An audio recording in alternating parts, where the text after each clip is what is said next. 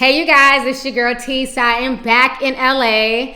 I had traveled back from Minneapolis a few days ago and I have been sick ever since. You guys know when I travel, I tend to get sick. I get jet lagged, so I had to take a few days off. So I just been in bed, resting and trying to take care of myself, but I feel better. So yesterday I finally got up, did a deep conditioning on my hair. I blew my hair out and then I wrapped it up.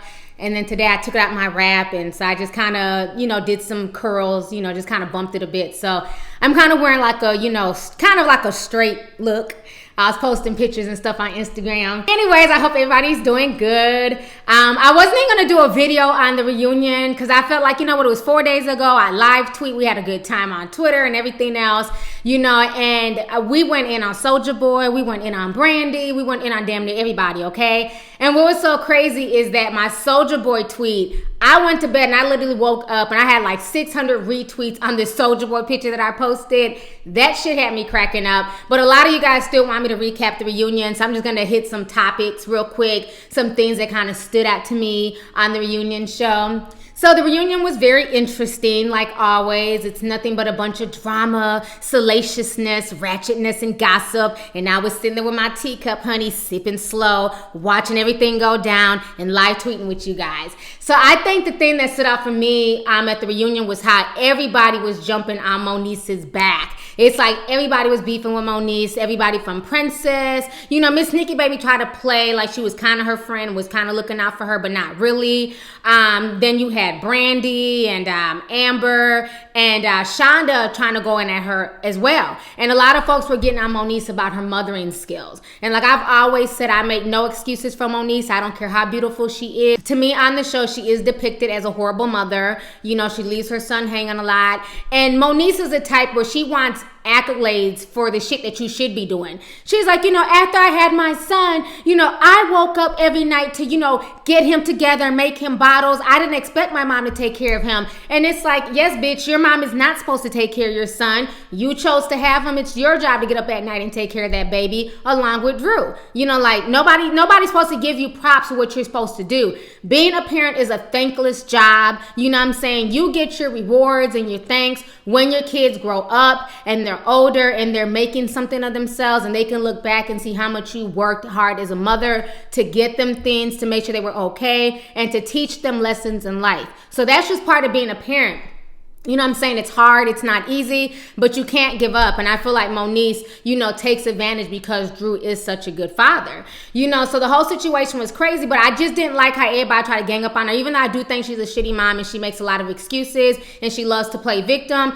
I'm sorry, but to me, I'm not going to take no advice from a bitch who ran back to the pole. For her to try and judge Moniece, she has no room to judge. She's the same chick who ran back to the strip club, who had no problem sliding her damn cakes up and down the pole, as opposed to waiting for her husband to do what he had to do in the music industry. If I was Moniece, I couldn't take none of them bitches seriously because, one, I'm not going to take advice from a lunatic, a.k.a. Brandy, a fucking stripper thought, a.k.a. Shonda, and a bitch who ain't know her man was gay, a.k.a. Fab Ab. And what I also found funny is that when they all came from Moniece and were trying to jump her and come at her, Tia Marie didn't get her ass up at all. And can we talk about how it looks like she didn't even have plastic surgery? She still looks big as ever. She didn't get her ass up. She didn't have Moniece's back. She didn't say anything. And y'all know Moniece goes hard for Tia Marie. Most of these enemies came about because of Tia Marie. And for Tia Marie not to do anything was kind of surprising. But what's also surprising was the fact that Moniece's mother sat there and allowed these other girls to berate her daughter. My thing is, at the end of the day, blood should be thicker than water, and that's your child. And I'm not going to let a bunch of bust downs try and talk down to my child and tell her what she should be doing when all these women are not perfect mothers.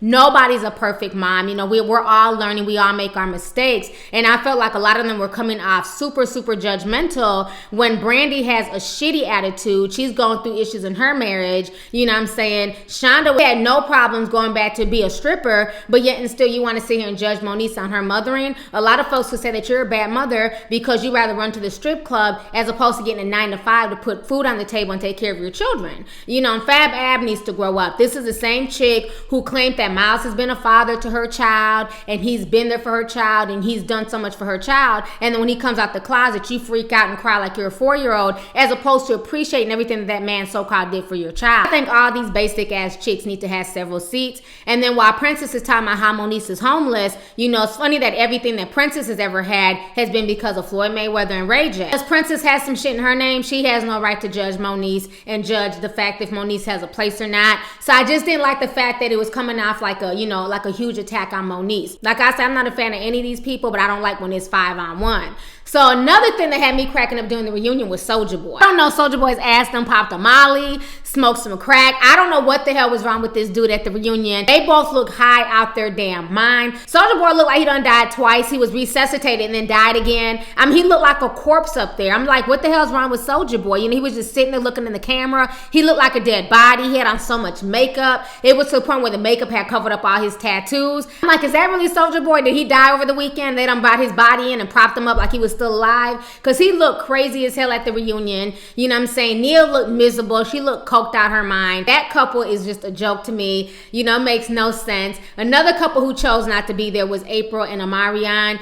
And you know, I kind of feel like April and Omarion don't really need to be on this show. And if they continue being on this show, it might be the end of their relationship. I think they need to focus on their family. April's having another baby. They got a little girl on the way. They need to focus on that and stop trying to attach their brand to love and hip hop.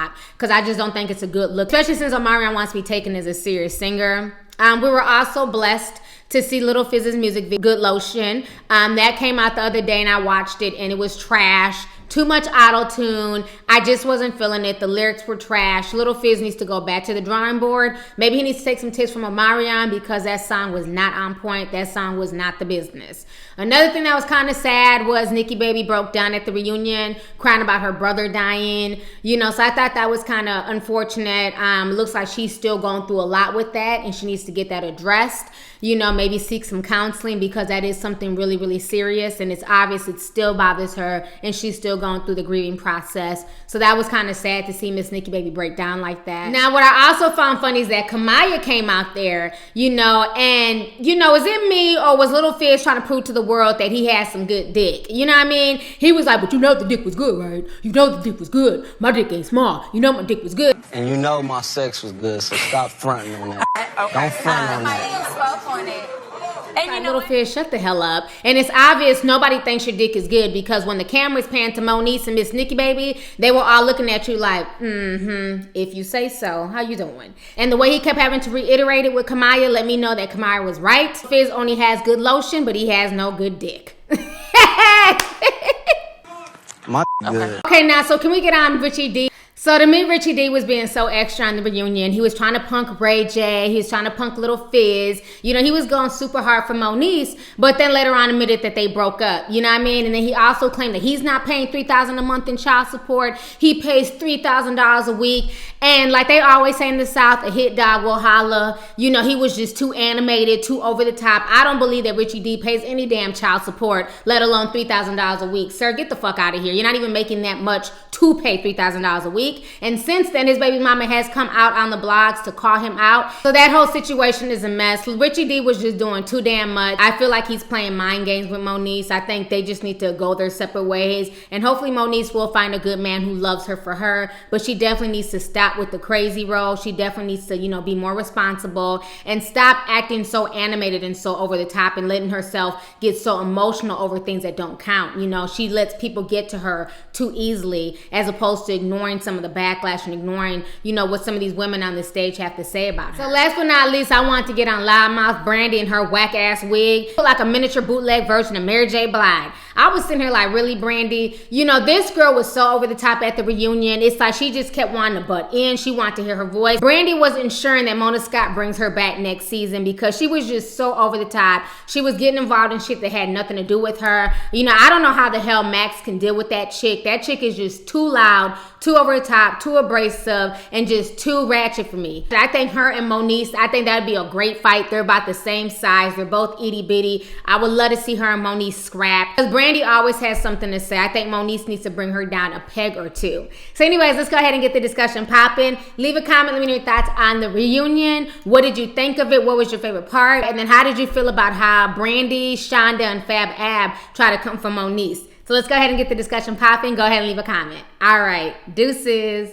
Hey you guys, it's your girl T. Make sure to subscribe, like, and share my videos. You can also visit lovelyti.com to purchase any merchandise. Also, don't forget to click the boxes down below to watch any of my previous videos. Talk to y'all later. Deuces.